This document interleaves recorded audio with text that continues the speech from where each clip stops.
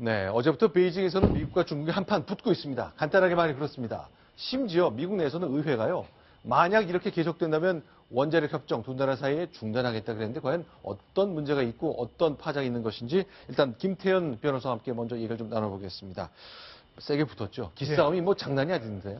오늘 두 번째 알았는데 역시 오늘도 한판에 어떤 다툼이 있었습니다. 네. 어제 첫날에서 제이콥 루 미국 재무장관이 무슨 문제 제기했냐면 네. 중국산 저가 철강 제품의 공급 과잉 문제를 제기했습니다. 네. 오늘 두 번째 날인데 오늘은 또 어떤 문제를 제기했냐?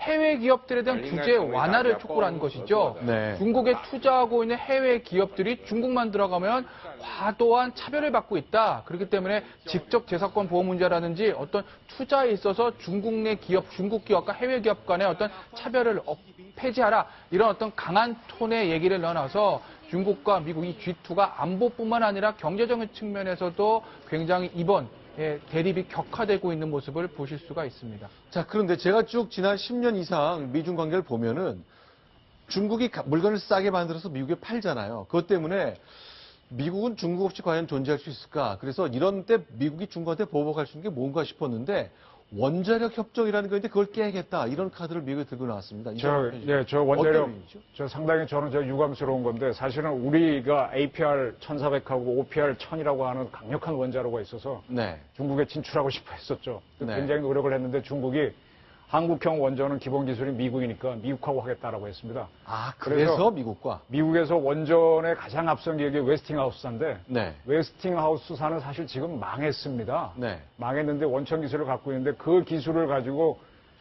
중국이 지금 자기네 고유 원전을 만들기 위한 노력을 하고 있죠. 지금 네. 중국은 세계적인 핵무기를 갖고 있는 강국이지만은 그걸 군사용에서 민간용으로 전용하면요. 네. 또 다른 기술이 필요합니다. 그건 못 따라옵니다. 그래서 선진국의 기술을 접목시켜서 이제 국산화하려고 하는데 그래서 네. 웨스팅하우스 기술을 갖고 와서 시작을 했죠. 그래서 네. 굉장히 큰 시장을 미국이 차지했는데 저걸 미국이 끊어버리면요. 중국의 전력 사정이 매우 안 좋을 겁니다. 아, 그러니까 중국도 지금 빠르게 원전을 동쪽 해안을 중심으로 짓고 있는데 그 과정에 미국의 웨스팅하우스의 기술이 절대적으로 필요한데 만약 중국이 이런 식으로 북한 문제에 협조하지 않고 무역 문제를 일으킬 경우에는 기술을 끊겠다고 엄포를 놓은 거군요. 네. 중국으로서 상당히 부담이 될 수밖에 없겠죠. 굉장히 부담이 되죠. 지금 우리나라도 왜 그전에 우주 발사체를 할 때 미국이 안 주니까 러시아를 기술을 갖고 와서 나로를 하면서 빨리빨리 배웠지 않습니까? 네. 지금 우리도 처음에 미국의 컨버스천 엔지니어링 원전을 갖고 와서 국산을 하면서 이렇게 컸는데 그 모델을, 그게 네. 박정희 모델인데 똑같이 지금 중국이 따라갑니다. 저희가 이제 고리 원전인데요. 네. 고리 원전 1, 2호기인데 저런 것들을 우리가 박정희 때 외국 거를 갖고 와서 우리가 카피하면서 했거든요. 그걸 네. 모델 하고 싶어서 웨스팅하우스랑 시작했는데 네. 그래서 미국하고 중국이 원자력 협정을 맺었습니다. 네. 이걸 파기해버리면은 중국은 자력으로 하거나 네. 아니면은 소련이 이제 VVER 모델을 갖고 있는데 그걸 갖고 와서 하겠죠. 근데 VVER 모델이 지금 이란이나 터키에 가 있는데 지지부진한 상태입니다. 네. 아마 좀 부담 좀 느낄 겁니다. 근데 제가 이 말씀 하나 드리고 싶은데 지금 네. 그 중국 전문가들이 미국과 중국과의 싸움의 본질을 네.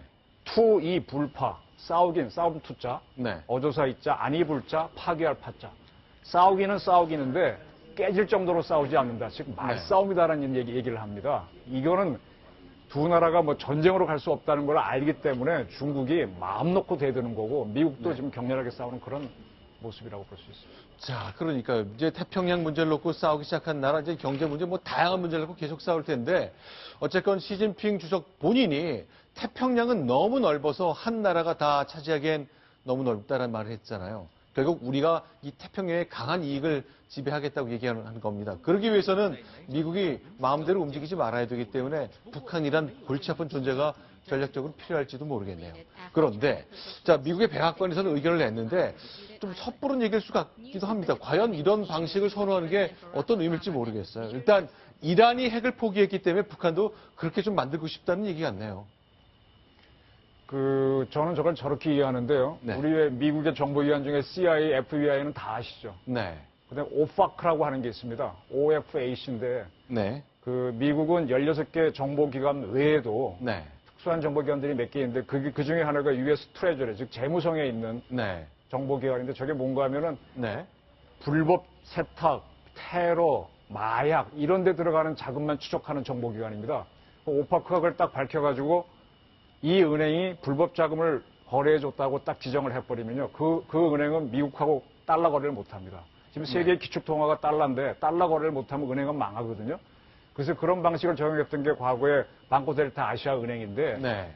그때 그 방코델타 아시아 은행을 자금 세탁 대상으로 지정을 했던 겁니다. 네. 그러면 지금 미국이 뭔가 하면 북한 전체를 자금 세탁 대상 국가로 지정을 하겠다. 그런 가능성이 있다고 지적을 해버리면 북한하고 거래하는 모든 은행들이 스톱됩니다. 네. 그렇게 되면 북한하고 거래하는 은행이 없어지니까 북한 경제가 콜랩스, 붕괴될 수 있죠. 자, 이렇게 이제 미국하고 중국, 이제는 이제 시작입니다. 21세기 내내, 이제 84년 남았죠.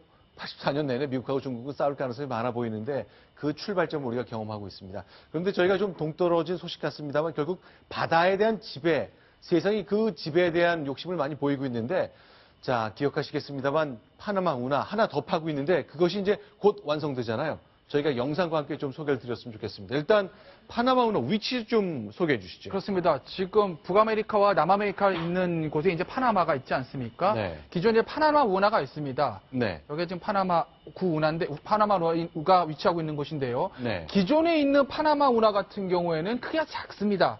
네. 그렇기 때문에 7만 톤 수준의 배 정도만 통과할 수 있었는데 그게 네. 구운하는 거죠. 지금 옆에 이제 신운하를 파서 폭을 굉장히 늘렸죠. 그래서 선박 크기가 폭 49m, 즉 길이 366m. 이게 신운하입니다. 네. 즉 20만 톤 이상의 대형 벌크선이나 대형 컨테이너선이나 LNG, 네. 석유가스 운반선까지 지나갈 수 있게 큰 운하를 만들었다는 건데 이게 어떤 의미가 있냐면요. 네. 미국 남부나 동부에서 출발하는 물량들, 즉 뭐 서부 텍사스유라든지 미국의 세일가스 같은 것들이 에너지의 가장 큰 시장인 이 우리나라, 일본, 중국이 있는 이 네. 동아시아 쪽으로 오기 위해서는 기존에서 미국에서 출발하면 자, 예, 여기서 떠나서는 파나마우나 기존 운하로서는 통과할 수가 없는 거죠. 하거나 아니면 남아메리카를 돌아서 그렇죠. 이렇게 동아시아로 와서 그렇습니다. 물건을 되는 거죠. 이제 배가 크기 때문에 기존의 운하는 통과할 수가 없어서 네. 대서양을 지나서 수에즈 운하를 통해서 인도를 건너서 아시아로 오든지 아니면 아프리카 희망봉을 돌아서 왔습니다. 네. 그럼 한 30일 정도 걸렸거든요. 네. 그런데 저 신운하가 개통되게 되면 네. 큰 배들이 그쪽으로 지나갈 수 있기 때문에 네. 태평양을 통해서 오게 되면 네. 한 20일 정도로 단축할 수 있다는 거죠. 이걸 잘 보이실지 모르겠는데 좀 확대해서 보자면 이 가느다란 강인가 뭐가 흐르고 있거든요. 여기를 이제 다 흙을 긁어내가지고 운하를 만들어서 큰 배가 지나가도록 하자는 그거잖아요. 그렇습니다. 자, 그러니까 어찌됐건 간에 이 파나마 운하가 새로운 운하가 개통되게 되면 네. 그 미국 남부에 있는 루지애나산 어떤 서부 텍사스유라든지 세일가스 같은 미국의 원료들이 이 동아시아 쪽으로 굉장히 빠른 속도로 수출이 될 수 있기 때문에 세계 에너지 패권 시장에 어떤 그 향방이 감염되는 거 아니냐 그런 관측까지 나오고 있는 시점입니다. 동아시아에 물건을 수출하고 싶은 사람들, 시간을 많이 단축할 수 있기 때문에 저렇게 102년 전에 만들었던 파나마 운하를 새로 파 더 큰 배가 지나도록 만드는 데 성공한 거죠. 저 파나마라는 나라가 굉장히 가늘어 보이죠? 네. 지도에 보면 톡 끊어질 것 같죠? 근데 저 폭이요. 우리나라에서 한반도에서 가장 가는 데가 경기도하고 강원도를 잇는 데일 겁니다. 그 네. 정도 폭하고 비슷합니다. 자, 여기 보면 여기 가늘어 보이잖아요. 네. 그게 우리 한반도의 이 가장 짧은 데를 잇는 거리랑 비슷하거든요. 근데 네. 거기에 강도 있고 호수가 있어서 이제 그걸 연결해서 했는데 그 문제는 저 강의 폭이 문제였습니다. 길이야 배가 길게 만들면 되는데 폭이 문제인데 네. 옛날에 파나막스 사이즈라는 게 있었습니다. 즉 네. 파나마 운하가 제공할 수 있는 폭에 그 폭까지만 네. 배를 만들 수 있었죠. 그렇죠. 이상 만들면은 저기 남미를 돌아오거나 수에즈로 가야 됐거든요. 네, 네. 근데 파나막스 사이즈가 이제 폭이 49m로 커지게 된 거죠. 네. 그렇게 되면은 그러니까 옛날 운하가 이거거든요. 저 운하를 지날 수 없는 배는 만들어야 소용이 없는 거죠. 없었죠. 저건 저 남미를 돌아가거나 뭐 아프리카를 돌아가야 돼서 파나막스 사이즈라는 게 세계의 배의 크기를 규정하는 거였는데 네. 이제는 이제 더 커지게 됐고 더 많은 물동량. 지금 세계에서 가장 많은 물동력이 있는 거는 미국하고 네. 한국, 일본이, 중국이 있는 동아시아 항로거든요. 네. 저게 뚫리게 되면 뉴욕에서 동아시아로 물동량이 오게 되죠. 물론 미국에서도 동서부로 바로 이어지게 되고요. 네. 그래서 파나마도 경제가 좋아질 거고 우리도 좋아질 걸로 저는 판단하고 있습니다. 자, 지금 보시는 거 이제 많이 넓어졌는데 이제 더 큰 배가 지나갈 수 있도록 만든 겁니다. 자, 파나마 운하 새로 완공된 이달 26일인가요? 완공돼서 첫 개통이 시작될 텐데, 자, 그 운하의 거의 완공된 모습을 지금 하늘에서 촬영한 헬기 영상을 보고 계십니다. 그 옛날 구운하는 저게 미국이 파갖고 미국이 소유를 했었습니다. 네. 저희 미국의 영토처럼 했었는데 저걸 미국이 반환을 했죠. 네. 따라서 이제 지금부터는 저 파나마 신운하는 파나마 정부가 운영하게 됩니다. 자, 그렇게 이제 세계는 이렇게 바짝바짝 돌아가고 있습니다. 바다를 장악하기 위해서 미국과 중국 싸우고 있고, 어떻게든 땅을 뚫어서라도 운송하는 데 시간을 단축하기 위해서 많은 노력을 벌이고 있습니다. 우리 정부도, 우리 정치권도 오늘은 외교 안보 상황과 관련돼서 몇 가지 움직임이 있었는데 그 얘기를 한번 들어보겠습니다. 일단 김종인 대표를 만나러 주한 중국 대사가 국회로 찾아갔습니다. 어떤 얘기를 나눴을까요? 먼저 그 장면 공개하겠습니다. 북한의 가장 영향력을 갖다가 많이 가지고 있는 중국이 지금까지보다는 조금 더 많은 노력을 기울여가지고 비핵화 문제에 적극적인 관심을 갖다 갖기로 갖다 바라고 있는데 북한 비핵화 문제가 조금도 진척이 되지 않고 있는 이런 상황이기 때문에 중국이 좀 다른 어떤 해결 방법을 갖다 찾아낼 수 있을지를 좀 모색을 해주셨으면 이런 당부를 드립니다. 我们坚决反对朝鲜开发核武器。中国仍然认为六方会谈是解决朝鲜核问题的最好的多边平台。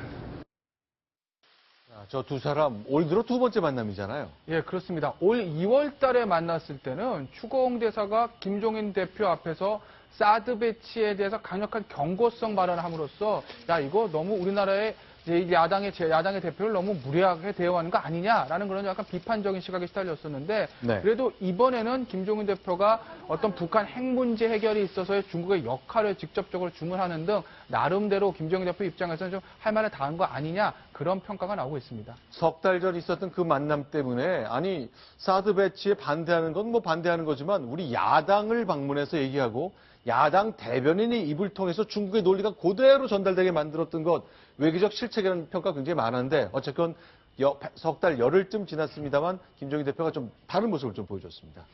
그 당시에는 이제 중국이 네. 그러니까 야당 그러니까 인민 외교를 해서 네. 우리의 그 사드 배치를 막아보려고 했던 그런 전략이었죠. 네. 이번에는 이제 반대로 김종인 대표가 네. 역공을 한 겁니다. 네. 그러니까 보수층의 지지를 받기 위해서 네. 이제 중국이 북한에 대한 그 제재에 대해서 네. 적극적으로 나서달라는 입장을 전달을 하고 네. 또 하나 이제 중국이 자꾸 이제 육자회담을 통해서 회담을 통해서 핵 문제를 해결하자 이제 입장을 하는데 김종인 대표께서는 회담보다도 네. 현재는 당신들의 그 제재가 더 필요한 상황이니까 네. 제재에 좀 더 이렇게 좀 뭐랄까 성실하게 임해달라 네. 이런 그 입장을 전달한 것 같습니다.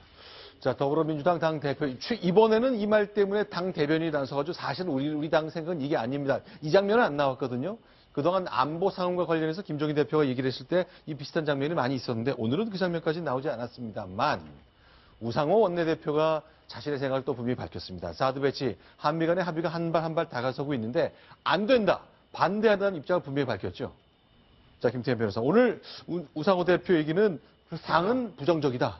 예, 제1야당의 원내대표인 우상호 원내대표, 더민주의 네. 넘버 2 아니겠습니까? 사드 배치에 대해서 공식적으로 반대한다는 의사를 밝혔는데 이 사드라는 것이 사실은 지금 미국과 한국 간에 이미 사드 배치에 대해서 결정이 난 것 아니냐라는 이런 관측이 나오는 상황에서 제1야당의 원내대표가 사드 배치를 이렇게 공개적으로 반대한 것, 이것이 과연 한미 간의 어떤 그 동맹에 어떤 그 파열음을 가져올지 조금 네. 관심이 가고 있는 상황인 거죠. 자, 왜 우리나라를 지키기 위해 북한이 핵 공격하려는데 그걸 막을 사드를 배치하지 못했냐라고 생각하는 분들이 있고 반면에 중국이 저렇게 싫어하는데 굳이 할 필요가 있겠느냐 많은 생각이 충돌하고 있습니다. 네.